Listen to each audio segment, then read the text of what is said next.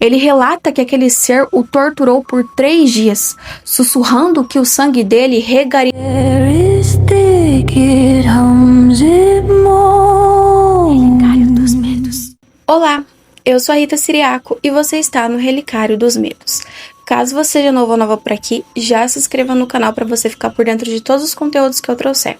Já deixa o like agora de começo do vídeo e caso você tenha algum relato, algum fato, algo que aconteceu com você queira me enviar para mim estar contando aqui no canal em um próximo vídeo, me envia no e-mail que vai estar passando aqui na tela e vai estar aqui embaixo também na descrição do vídeo.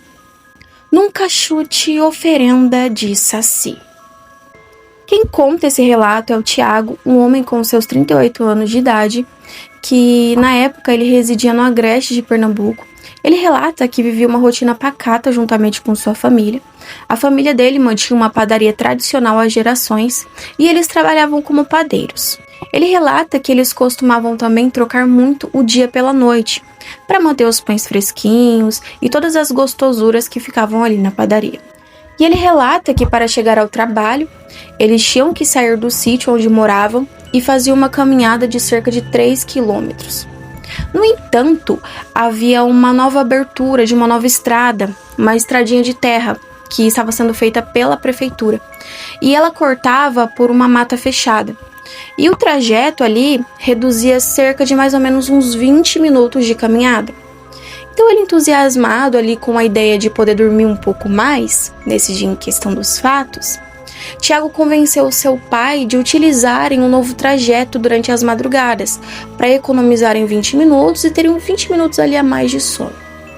Só que em uma determinada sexta-feira, enquanto eles atravessavam um trecho, o trecho ali mais denso ali da mata, estava um breu total, eles então, no meio do caminho, se depararam com uma encruzilhada. No chão, na encruzilhada, havia uma oferenda espiritual elaborada. Havia velas pretas, velas vermelhas, garrafas de bebidas. Ele relata que eram garrafas de bebidas bem caras. E juntamente com isso, havia uma garrafa e dentro dessa garrafa tinha um boneco com um gorro vermelho na cabeça, dentro dessa garrafa. Naquela época, o Tiago relata que ele era um homem muito arrogante, sem respeito por qualquer religião. E tomado por uma súbita raiva, ele então achou que era uma boa ideia chutar aquela oferenda. Apesar dos apelos do seu pai, dizendo para que ele parasse, pedisse licença e que ele não fizesse nenhuma daquelas baboseiras que ele estava pensando em fazer, Tiago não deu ouvidos a uma sequer palavra que o pai disse. E ele então pegou a garrafa que o boneco estava e jogou com tudo no chão, diretamente a uma pedra bem grande que tinha ali bem próximo ao local. Logo em seguida, o pai dele, aterrorizado, fez o sinal da cruz e se apressou. Enquanto o Tiago ali tirava sarro da situação, zombava, chamava o pai de medroso, de repente, a fúria da entidade, alguns momentos depois, começou a tomar conta do ambiente. De repente, Tiago relata que começou a sentir cheiro de fumo. O fumo tomou conta do ar e uma ventania violenta começou a sacudir as copas das árvores, como se fossem mãos gigantes que balançassem as árvores de um lado para o outro. O pai do Tiago, usando um galho de jurema como proteção, começou a rezar baixinho. E de repente, um assovio muito agudo, não humano, um assovio que parecia vir de outra dimensão, ecoou bem próximo do ouvido de Tiago. E nesse momento, um pequeno vulto passou em forma ali de redemoinho, bem próximo ali de Tiago. Em pânico e com uma lanterna só, que já começara a piscar, eles correram, mas a agressão física logo começou. Tiago começou a sentir pancadas de pedras e torrões de terra nas costas, no rosto, nas pernas, e juntamente com isso foi acompanhada de gargalhadas malignas que o acompanharam durante um bom tempo do trajeto. Ele relata que em um certo momento, ao olhar para o lado, ele viu 2 olhos vermelhos em brasa, flutuando na escuridão, e um brilho de dentes brancos que pareciam sorrir perante aquela situação que Tiago passara. Eles então correram desesperadamente até chegarem à casa de seu antenor, um antigo benzedeiro daquela região, e quase derrubaram o portão do Senhor, implorando por ajuda. Enquanto o redemoinho ali cercava a casa, jogava pedras e agredia o Tiago. Seu antenor, já compreendendo a gravidade da situação, os deixou entrar e trancou a porta. Do lado de fora, a entidade continuava a atacar, arrancando lascas de madeira, assoviando, tacando pedras, fazendo maior auê no quintal do seu antenor. Os cachorros até se esconderam de tanto medo que ficaram. Com autoridade espiritual, seu antenor acendeu então um cachimbo, soprou uma fumaça por uma fresta da janela e ordenou que a força respeitasse a sua casa e o seu quintal. E instantaneamente toda aquela confusão que se fizera no quintal de seu antenor se cessou. Tiago, envergonhado, confessou o que havia feito. O benzedeiro então explicou que, ao quebrar a garrafa, Tiago havia libertado uma entidade, uma falange dos espíritos da natureza, que muitos chamam de Saci. Relata ainda que essa força estava presa em uma carga muito pesada. Seu antenor então o alertou que, se não fizessem a reparação, a entidade os perseguiria, trazendo doenças, ruína, destruição para a família e ruína em todas as áreas e âmbitos da vida, incluindo a padaria, que era o único meio de sustento da família. Eles então esperaram o sol nascer e, pela manhã, Tiago retornou ao local da oferenda, acompanhado pelo pai e pelo benzedeiro, e ali o cenário era de destruição total, como se um trator tivesse passado por ali. De joelhos e com o orgulho completamente quebrado, Tiago limpou a sujeira, colocou uma cachaça nova, um fumo e pediu perdão de todo o coração ao dono do lugar. E após as rezas do seu antenor, um vento leve passou por ele, e um assovio suave foi ouvido de longe, suavizando tudo e esclarecendo que estava tudo resolvido. Tiago relata ainda que ele e o pai nunca mais passaram por aquele trajeto durante a madrugada. E ele levou consigo uma lição de que o desconhecido, por mais que você não tenha crença, deve ser respeitado, independente de acreditar ou não. O importante é o respeito. Curupira vingativo. Esse relato começa com os bisavós do moço que nos enviou esse relato. Ele prefere não se identificar e, na época dos fatos, tinha cerca de 27 a 26 anos, os bisavós dele em questão. Eles possuíam posses e 6 filhos pequenos, mas o sonho do bisavô do moço era trocar a cidade pelo mato, para criar os filhos soltos para que eles se tornassem futuramente fazendeiros.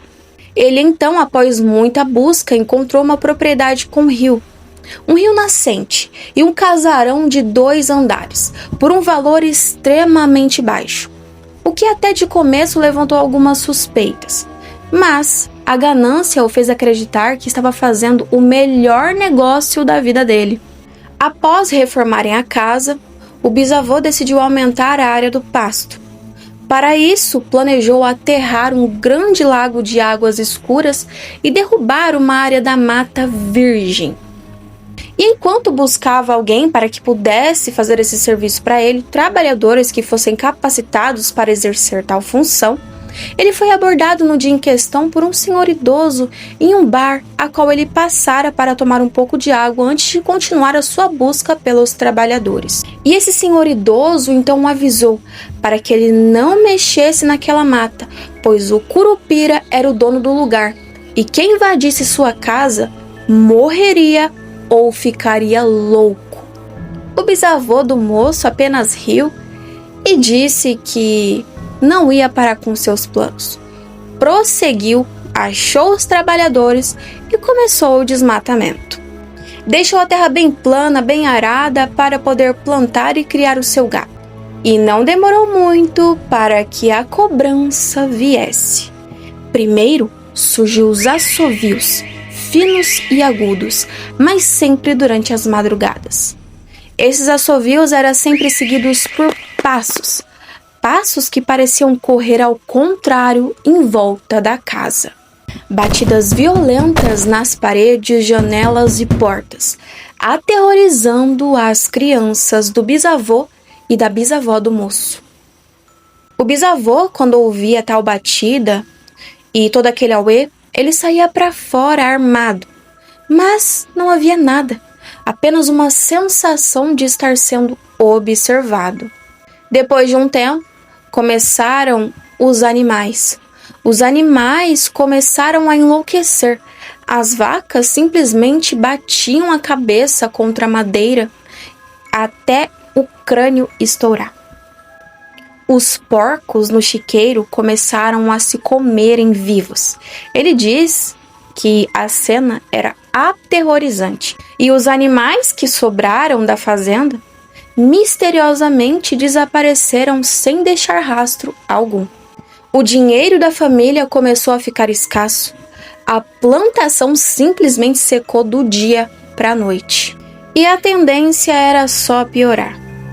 Um dia em questão, o menino mais velho da família, que na época tinha 12 anos, gostava muito de matar os passarinhos com estilingue, achou uma boa ideia ir caçar na mata aquele dia. Pouco tempo depois dele entrar na mata, os seus gritos foram ouvidos ao longe. Quando o pai e a mãe chegou, encontraram o menino pendurado de cabeça para baixo em uma árvore, com o pé amarrado por algo completamente invisível. Ao ser solto, o garoto estava em completo estado de choque. Apresentava ainda uma mordida em seu tornozelo, marcas de dentes pequenos, mas humanos, e fortes o suficiente para arrancar pedaços. O menino então relatou ter visto um garoto de cabelos de fogo, pés virados para trás, com olhos vermelhos e dentes pontiagudos. O garoto em questão ainda dizia que aquela coisa gargalhava, dizendo que a mata era dele. Uma benzedeira local afirmou que era a marca do Curupira e avisou que se eles não fossem embora, a entidade mataria um por um de seus filhos. O bisavô do moço, cego de raiva e descrente, pegou sua espingarda e entrou sozinho na mata para matar a criatura. Ele, então, ficou desaparecido por 3 dias. Enquanto a família vivia noites de terror com assovios, barulhos incessantes, aquilo ali era o completo terror. Ao final do 3º dia, encontraram o bisavô do moço, desacordado e brutalmente espancado.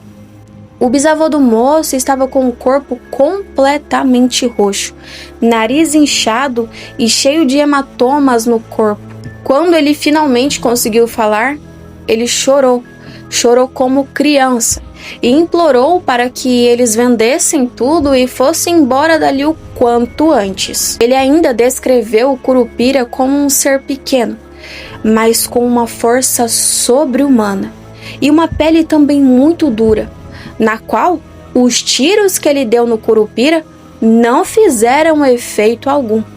E a cada golpe da criatura, o corpo dele queimava como se passasse ferro quente em sua pele. Ele relata que aquele ser o torturou por 3 dias, sussurrando que o sangue dele regaria suas árvores se ele não sumisse. A família, algum tempo depois, então descobriu que os antigos moradores ali, que venderam a terra, venderam barato porque o filho pequeno deles haviam sumido na mata. Apenas a roupinha suja e sangue fora encontrado. O moço finaliza o relato dizendo que os bisavós acharam melhor vender a propriedade com tudo dentro e a preço de banana, porque mais valia a paz e saúde dos seus filhos do que o tormento em que viveram durante todo aquele tempo. Como nós podemos ver nos relatos de hoje, a ignorância nem sempre é uma bênção, não é mesmo? Então, gostaram dos relatos de hoje? Comenta aqui abaixo, deixa o like se você não deixou, não é inscrito, se inscreva. É isso, até logo!